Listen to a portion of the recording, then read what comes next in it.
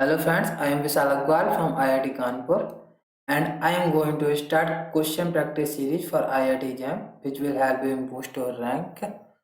So friend, this is my first video and I will discuss about the infinite square well potential here. We will see some formula and we will solve some questions जिससे आपकी rank बहुत ही ज़्यादा improve होगी. तो without delaying we start our video. सबसे पहले हम कुछ फार्मूला को देखते हैं. जैसे कि इम्प्लाइड स्क्वायर बेल पोटेंशियल का जो पोटेंशियल फंक्शन होता है वो जीरो होता है जब आपका एक्स जीरो से एल के बीच में होता है. Otherwise it is infinity. तो here is the potential diagram and we will see the wave function. ये आपको डायग्राम होना चाहिए wave function of the infinite square well potential which is two by a sine m pi x by a. तो ये formula आपको direct learn होना चाहिए. ये बहुत ही इंपॉर्टेंट फॉर्मूला है और एनर्जी भी आपको इसकी एन स्टेट में डायरेक्ट याद होनी चाहिए. E N equal to N square pi square H cut square by two M A square. ये भी बहुत इंपॉर्टेंट फॉर्मूला है. तो ये आपको इसका वेव फंक्शन और इसका एनर्जी ये दोनों आपको याद होना चाहिए. ये बहुत ही इंपॉर्टेंट फॉर्मूला है. And number of nodes in N state equal to N minus one. इसका मतलब हम समझते हैं क्या है कि for example this is our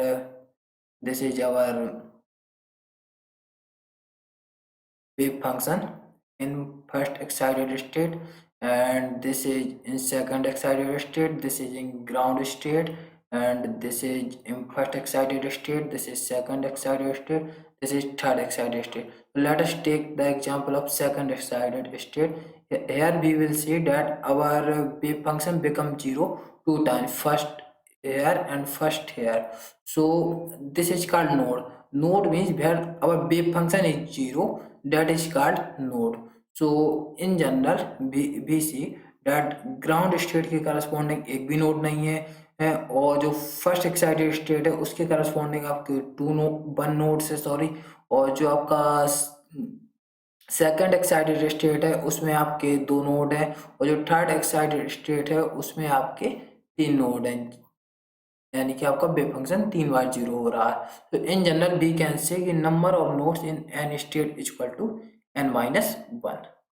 okay friends, तो अब आगे बढ़ते हैं हम इसी के साथ और हम एक पहला अपना क्वेश्चन देखते हैं. N electron is moving in an one dimension. So friends question आप अपने आप से पढ़िए. ये रहे इस क्वेश्चन के ऑप्शंस. तो पहले आप इस क्वेश्चन को सॉल्व कीजिए वीडियो पॉज करके और फिर आप इसका सॉल्यूशन देखिए. तो ओके फ्रेंड, आई होप आपने क्वेश्चन अभी तक पढ़ लिया होगा और आपने इसको अपने आप से ट्राई भी कर लिया होगा.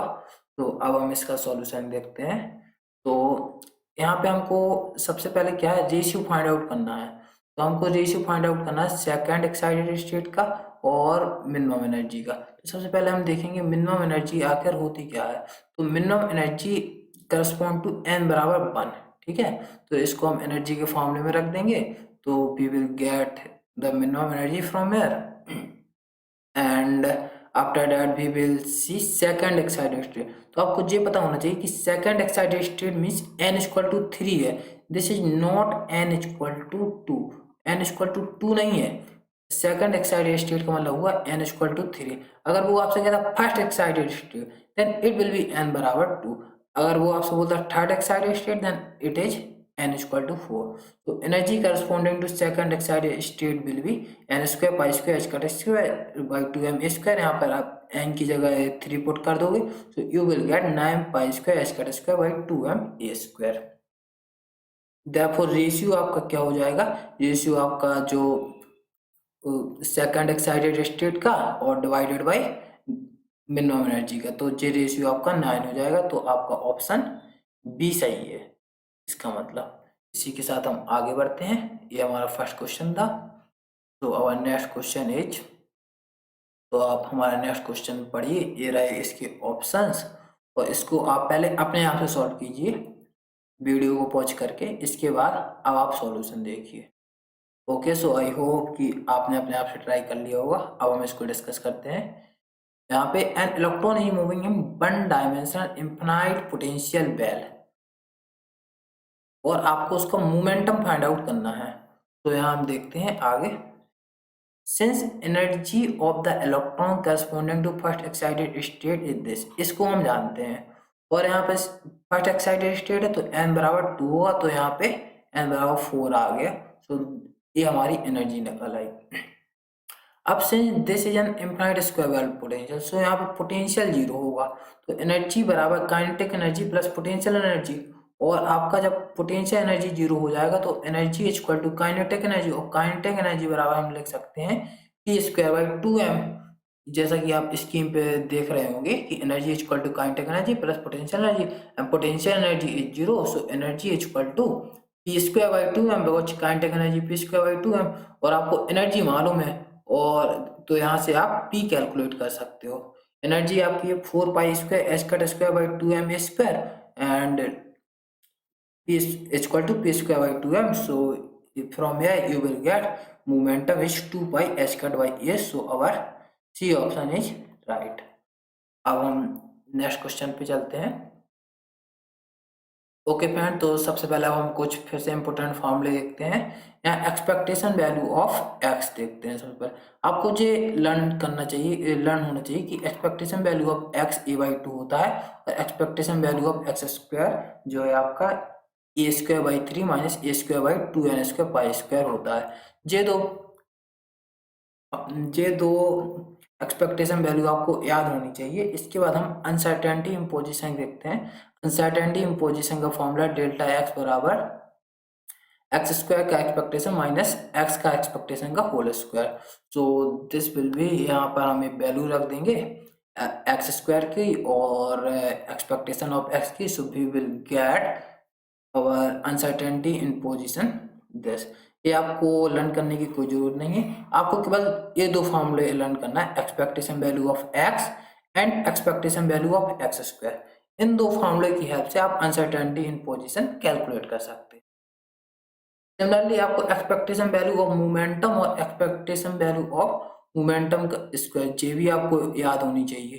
तो एक्सपेक्टेशन वैल्यू मोमेंटम तो 0 होता है, और expectation value of P square N square pi square H cut square by square, ये आप यहाँ से याद कर सकते हो। जैसे कि आप जानते हो ई एन इक्वल टू होता है N square pi square H cut square by 2m A square, ये आप जानते होंगे, ठीक है। और एनर्जी इक्वल टू होता है पी स्क्वायर बाई 2m, तो यहाँ से आप पी स्क्वायर की वैल्यू फाइंड आउट कर सकते हो। फिर यू विल गेट, जब आप इन दोनों को इक्वेट करोगे तो you will get P square equal to N square pi square H cut square by A square. तो आप ये यहाँ से मतलब कि आपको याद करने की जरूरत नहीं है, आप यहाँ से ये फाइंड आउट कर सकते हो। तो आपको एक्सपेक्टेशन वैल्यू। अब हम अनसर्टेनिटी इन मोमेंटम देखेंगे। अनसर्टेनिटी इन मोमेंटम जो है वो होगी आपकी, पहले इसको हम थोड़ा सा क्लीन कर देते हैं। तो अनसर्टेनिटी इन मोमेंटम है आपका expectation of P square minus expectation of P का होल स्क्वायर। तो यहाँ पे हम ये वैल्यू पुट कर देंगे तो हमको एक्सपेक्ट अनसर्टेनिटी इन मोमेंटम मिल जाएगा। So this is the uncertainty in momentum. And now we will say what the product of uncertainty in position and momentum. तो यहाँ पे हम डेल्टा एक्स डेल्टा पी, हम इसका और जे डेल्टा पी इन दोनों का मल्टीप्लाई कर देंगे। So we will get the product of uncertainty in position and momentum, which is n pi h cut square root of 1 by 12 minus 1 by 2n square pi square। अब आपसे कई बार question पूछ लिया जाता है कि what is the minimum product of uncertainty. So this is our question. ये कई बार क्वेश्चन मतलब कि पूछ लिया जाता है, प्रीवियस ईयर में भी आ चुका है क्वेश्चन।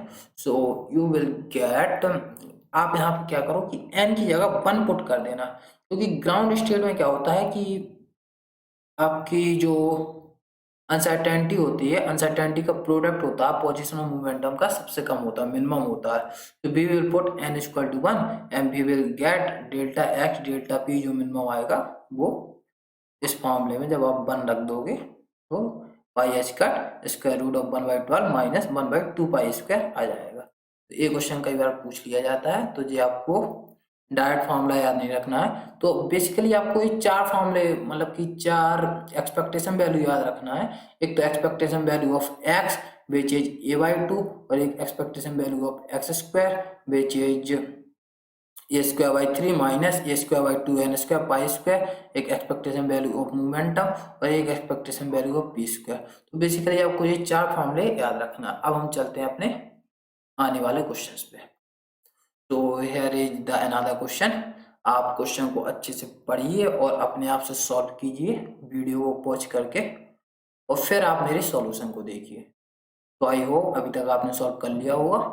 अब हम इस क्वेश्चन को डिस्कस करते हैं। Since an electron is moving in one dimension infinite potential and what is the uncertainty momentum of the electron corresponding to third excited state. सबसे पहले तो उसने आपको बोल दिया थर्ड एक्साइटेड स्टेट मतलब कि n = आपका 4 है, ये आपको समझ गए होंगे। तो अब आपको मोमेंटम में, तो यहाँ पे अभी हमने लास्ट स्लाइड में मोमेंटम की अनसर्टेनिटी का फॉर्मूला देखेंगे, तो उसमें सीधा n = 4 रख देंगे।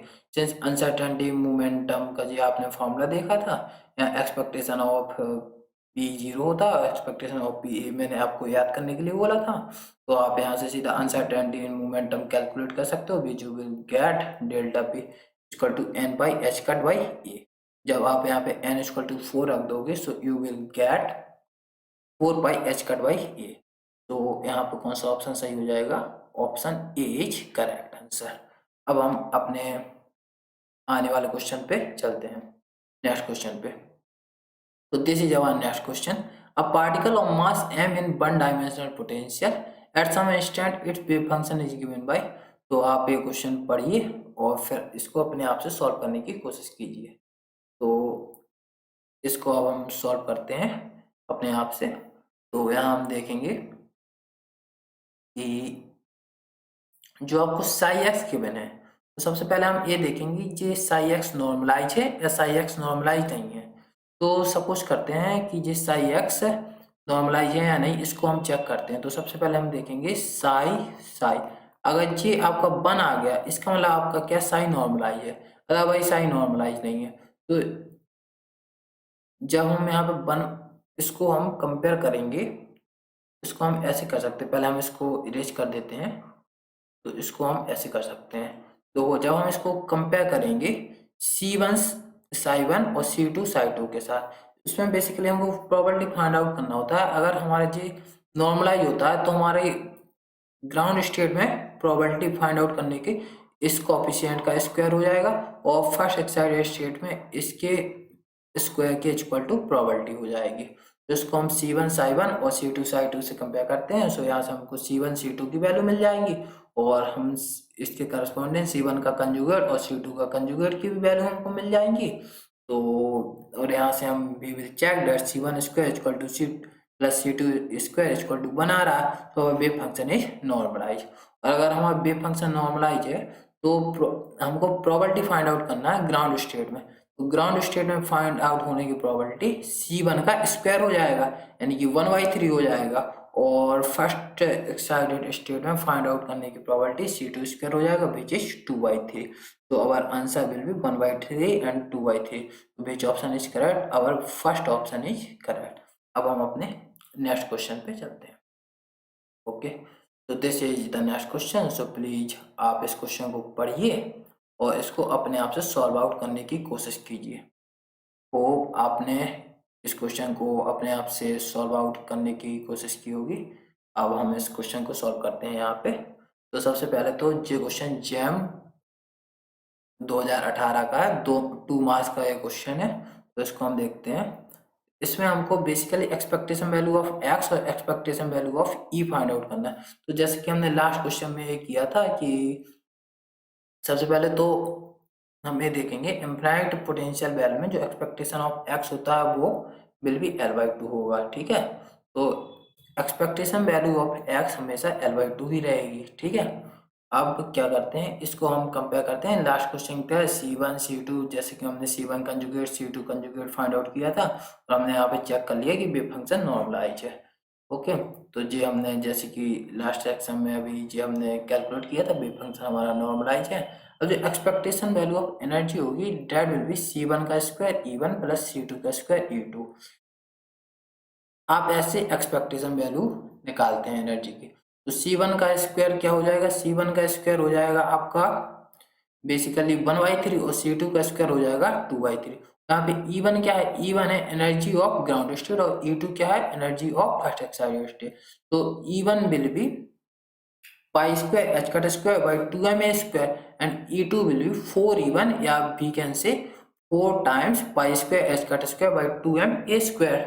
तो वेयर E1 एंड E2 जी हम मैंने आप राइट कर दिया है यहाँ पे। तो you will get expectation value of E equal to 3 pi square h cut square by 2ml square. तो our correct option is A. Okay friends, तो our correct option is A. तो this is our right option, this is our right option. Okay friends, so अब हम अपने next question पे चलते हैं फिर से एक बार। तो this is our next question. An electron is moving in one dimension infinite potential well. हैं जी आपको इनफिनाइट पोटेंशियल वेल दिया गया। What is the expectation value of x square corresponding to first excited state. तो इसका मैंने आपको formula बताया था, तो आपको वो फार्मूला डायरेक्ट लर्न होना चाहिए और आप फार्मूले में सीधा फर्स्ट एक्साइटेड स्टेट है, इसका मतलब हो गया n इक्वल टू 2। तो n इक्वल टू 2 पुट करिए and you will get the answer. ये expectation value of x square होता है ये square by 3 minus a square by 2n square pi square. ये आपको बाई हार्ट याद होना चाहिए, ये बहुत इंपॉर्टेंट फार्मूला है। तो आगे हम जब इसमें n इक्वल टू 2 पुट करेंगे so you will get a square 1/3 minus 1/8 by pi square. So which option is correct? So our C option is correct.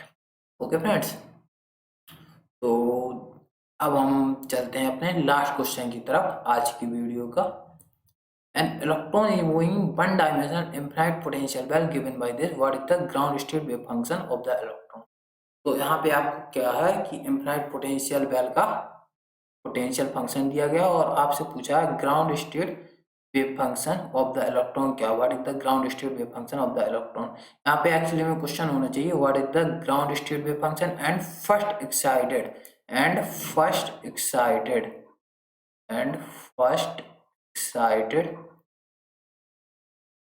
State wave function of the electron. Actually में सही question ए है। तो आप इस question को अच्छे से अपने आप से सॉल्व कीजिए, फिर आप ऑप्शन लगाइए, फिर मैं आपको इसका आंसर बताता हूँ। थोड़ा सोच समझ के लगाना है, यहाँ पे थोड़ा सा ट्विस्ट है एक्चुअली में इस क्वेश्चन में। तो होप कि अभी तक आपने लगा लिया होगा। तो इसका सही ऑप्शन है, कई लोगों ने लगाया होगा ए ऑप्शन, लेकिन इसका ए ऑप्शन गलत है। एक्चुअली में इसका करेक्ट ऑप्शन है डी। वाई अभी हम देखते हैं, क्योंकि यहाँ पे जो पोटेंशियल दिया गया है इस पोटेंशियल की लिमिट जो जीरो है, ये जीरो से ए में नहीं है, दिस इज -a/2 से a/2। तो this is symmetric potential well. तो सिमेट्रिक पोटेंशियल वेल में क्या होता है कि आपका जब पोटेंशियल फंक्शन सिमेट्रिक हो तो वहां पे जो एनर्जी तो सेम रहती है, लेकिन जो वेव फंक्शन का फॉर्म होता है वो इस टाइप का होता है कि √2/a cos n/x/a for n equal to odd और √2/a sin m/x/a when n is even. तो ये ओनली कब होता है जब n इक्वल टू इवन होता है। लेकिन अगर आपका ग्राउंड स्टेट के करस्पॉन्डिंग n इक्वल टू 1 होगा सो आपका जो वेव फंक्शन है वो cos हो जाएगा यहाँ साइन की जगह। तो our right option will be D. So this is our right option. So I hope you like my video. If you like my video, then please like my video, and if you have any doubt, then ask in the comment section. I will answer you. And please subscribe my channel. और अगर आप ऐसी और भी video चाहते हैं तो please मुझे कमेंट सेक्शन में बताएं, मैं ऐसी वीडियो आपके लिए और भी बना दूंगा जिससे आपकी रैंक बहुत ही ज़्यादा इम्प्रूव होगी। एंड बेस्ट ऑफ लक, पढ़ते रहिए। ओके बाय बाय, मिलते हैं नेक्स्ट वीडियो में। Thank you so much.